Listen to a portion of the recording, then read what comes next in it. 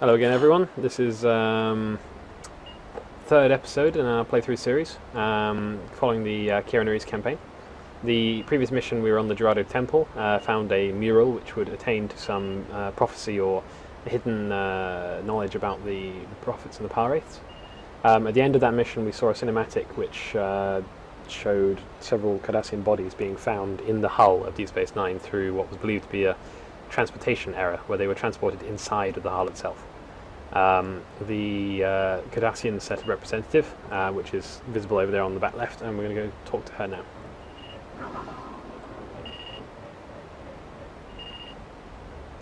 The Carnelian Circle appreciates your cooperation in this matter. We are trying to locate all the Cardassians who went missing in action during the Bajoran occupation. The victims you discovered were actually part of Gul Dukat's elite guard. As you might imagine, there's considerable political pressure to investigate their deaths. There are those who believe Dukat might have killed them to conceal one of his more heinous war crimes. We'll return to Cardassia once we've conducted our own examination of the laboratory. So Dukat was a famous Cardassian in the TV show. He was the leader of the occupation. There are two very conflicting stories or opinions about him, that he was one, a good man thrust into an impossible job to make the best of it, and two, a horrendous, murderous war criminal. And you will hear both sides from various different characters.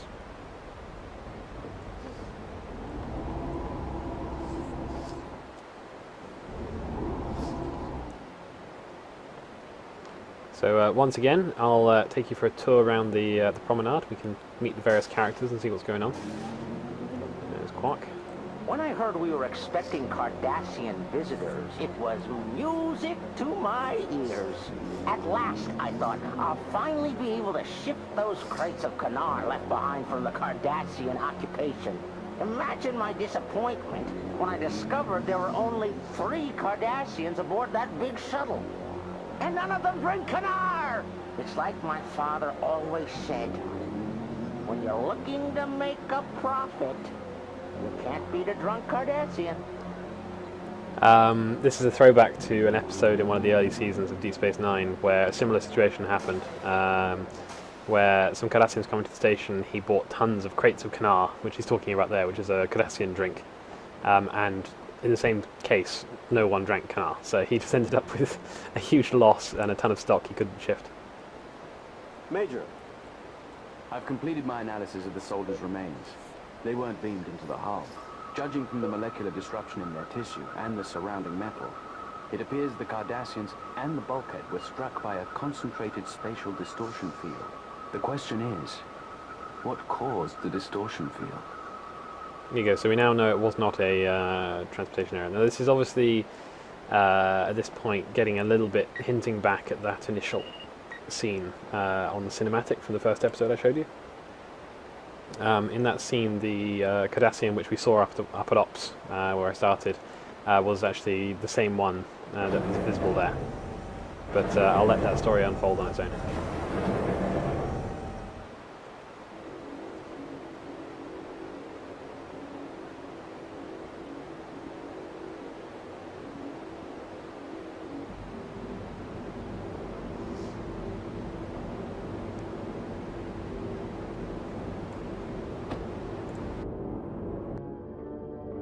The bodies were found on the other side of that bulkhead.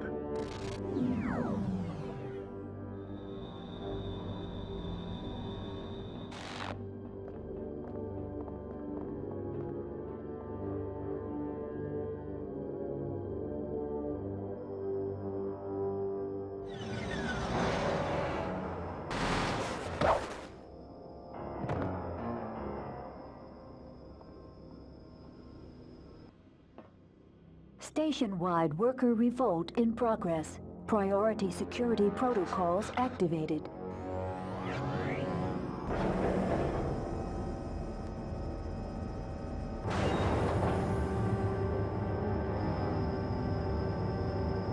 It's still here. Now I can finish what I began all those years ago. Terrell to Corza. I have the package and we're on our way. Prepare for launch.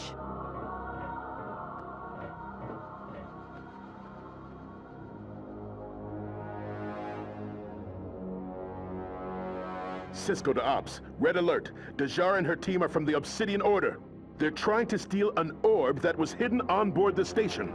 Captain, I don't know how she did it, but Dajar reactivated the Cardassians' counterinsurgency program. We've lost computer access to virtually every system. Sir, the program has also triggered a station-wide transport scrambler. Nobody can beam on or off the station, including the Cardis. That means she's heading for their shuttle on foot. I may be able to catch up with her. Captain, I'm heading to docking port 5 to cut her off. Acknowledged. Chief, is there any way to override the security lockdown? If we manually reinitialize one of the computer cores, we may be able to quarantine the security program in diagnostic mode. Captain, I'll take care of the computer core. Good luck, Major. Cisco out.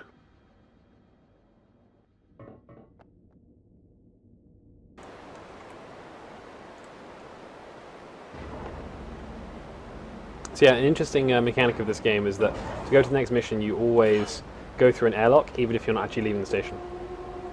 Major, the Cardassians have sealed off the computer core. Wait. So Cardassians have these disruptor rifles, which are a bit more like a machine gun. They don't fire a burst of energy or a sustained beam. They instead just fire rapid bursts of energy, I guess. Why are they doing this? Why?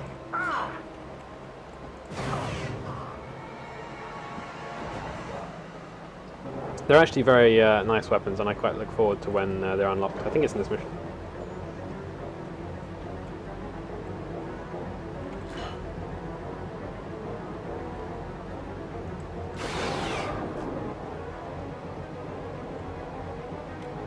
So it wouldn't have been good if we could have just leaned out that window and pressed this rather than running all the way around.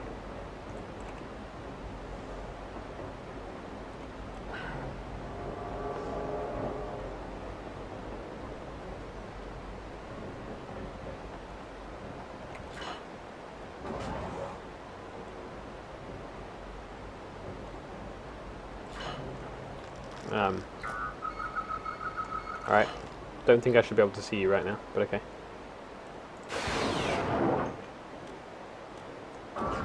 Drop your weapon! Right.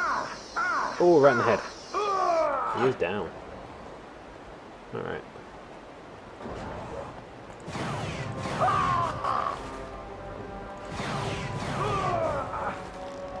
Cardassian butchers.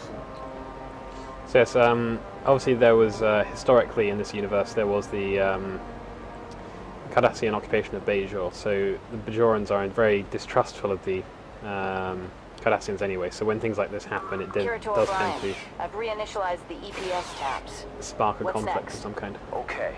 Head back to the access control console and unlock the core. Then go straight through to the ODN network center on the other side. I'll guide you from there, Major. I'm on my way. Kira out.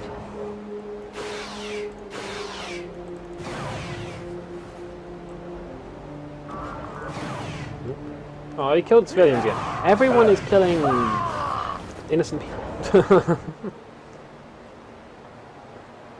Welcome to the ominous-looking computer core. Now this level always reminds me of the 7th, I think it's the 7th, maybe the 6th mission from the original Halo Combat Evolved game with the library. It's not really that reminiscent, but it's just some quality of it.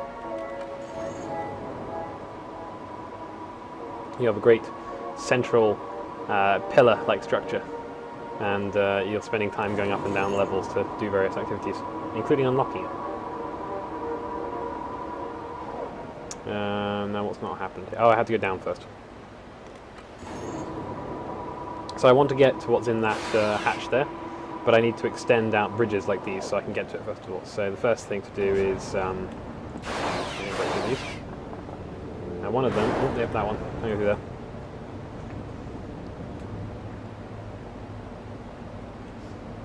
Dax to Kira. The Cardassian security program has reactivated anti-personnel turrets in sections of the station. They've been sent to neutralize any life form that isn't Cardassian. Keep your distance, Major. Dax out. This has happened multiple times in the TV show that Cardassians have occupied Deep Space Nine for whatever reason, and they always manage to find another Cardassian security system which wasn't removed. Now here we have a little bit of an issue, because what you really want to do to break this turret is to detonate the barrels below it, but because of the auto lock-on feature it's actually very difficult to do that, because it will automatically lock us onto the turret unless it's not envisioned. There you go, see, this goes straight to the turret. Major, listen carefully. You'll have to raise the core's maintenance catwalk so that you can access the master isolinear banks. The controls for the catwalk are centrally located in this section. Acknowledged. Anything else? Glitchy. You need to retrieve a diagnostic isolinear rod from both ODN distribution pylons. Once you have the rods, head back to the core, and I'll guide you from there. Okay, so we got one. Acknowledged. Kira out. Got to get our hands on the second one. Carrying maximum supply.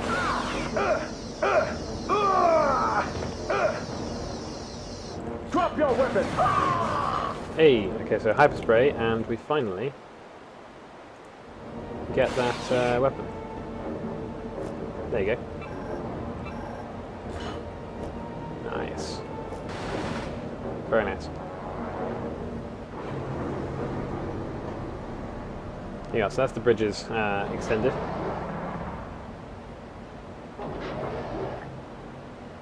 Now we just need to go and get the other isolinear rod from the other side, and we're good. It's very effective, this weapon, but it does use up ammo very quickly.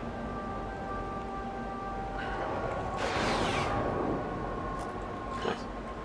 Talking of ammo. Oh, okay, I'm out of ammo on the rifle. This does tend to happen as you go further through the missions. You start to run out of ammo on things. The very, very late missions, ammo is a real commodity you have to be careful for. Which also means you have to adapt which weapon you use, depending on what ammo is available, which I think is actually a very nice touch. It's all too often that people will have some favourite weapon in these sorts of games, and they will pretty much only use that weapon.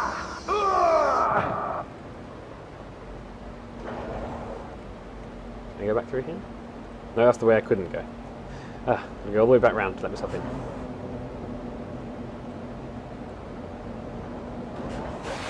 Oi, guys. That wasn't very nice.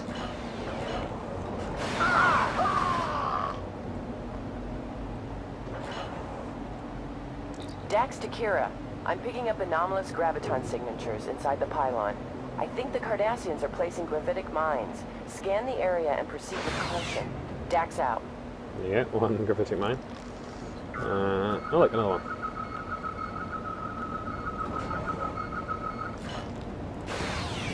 Major, insert the diagnostic rods into the core's master isolinear banks. The banks Now we are need to go up there. located on either side of the upper column. Understood. Kira out. That's something which I never quite follow. That video clearly showed that these bridges extended from both sides. But here, there's a little gap you have to jump over. Yeah, have a nice little rod. There you go. Ah, it's only on one side. But, okay, fine. I still think the video showed that. Top another hyperspray as well. Kira to Chief O'Brien. The core should now be running in diagnostic mode. Nice work, Major. I'll try to isolate the Cardassian security program. Kira, I'm detecting an anomalous Eichner radiation surge in one of the fusion reactors. I think it's another trilithium bomb. Chief, I need to get down there. No problem. Head back to the turbolift. You should have access to all levels now. There's a sign of the technology available. So they're talking about fusion power, which is referencing, as against what we have nowadays, where we talk about nuclear fission, where you split atoms to gain energy. Nuclear fusion is where you force atoms together and they give off energy. These reactions, however, are considerably stronger. So a single reaction of, say, for example, 2 hydrogen into a helium is much, much stronger than splitting a uranium atom. And the concept that one space station is multiple of these reactors just explains the amount of power used in shields and weapons and gravity generators and other such things. But it's actually a technology that is being worked on in the real world right now. There is a sort of test facility in France that's been built a good few years ago now for nuclear fusion. And I think about a year ago or so they managed to cross the threshold where they get more energy out than they put in, but it's still not a perfect system. Dax to Cisco, Dejar's shuttle is getting away. Tractor beam's still offline. Track them. They've gone to warp. I'm sorry, Ben. We've lost them. Damn it. So yeah, and that once again brings us to the end of a mission. So yeah, I will once again say goodbye for now. It was quite a short mission, and I will see you all again some other time. Thank you very much again if you've been watching. It does mean an awful lot to me. And please feel free to subscribe if you want to see more. So yeah, all of you have fun. Good luck with whatever you're doing, and see you around.